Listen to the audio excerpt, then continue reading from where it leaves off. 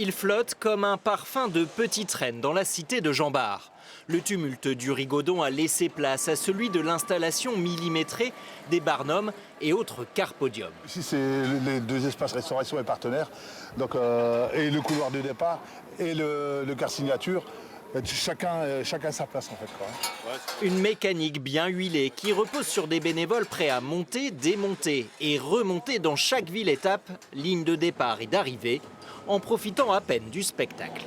On est là pour que le départ soit fait à l'heure et tout ça, mais c'est vrai qu'on voit pas grand-chose. On voit les coureurs un petit peu avant de partir, mais autrement, ceux qui viennent voir les 4 jours, ils voient plus que nous, on voit. Les acteurs, eux, font leur arrivée dans leurs différents camps de base de la région.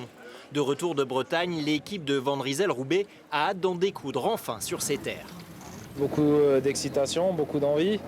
On est forcément à la maison. Alors cette année, il y a 2 départs des 4 jours avec la nouvelle classique, tout du moins classique des Hauts-de-France. Les 4 jours qui s'élancent mercredi. L'idée, c'est comme d'habitude d'animer la course.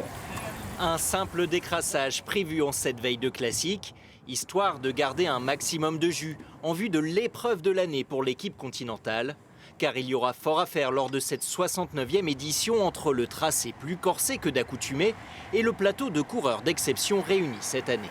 On a l'habitude de courir avec ces gars-là, donc il va falloir faire comme on sait faire et être opportuniste. Et puis voilà, je pense qu'il y a déjà des continentales qui ont brillé par le passé, donc faut rien se refuser.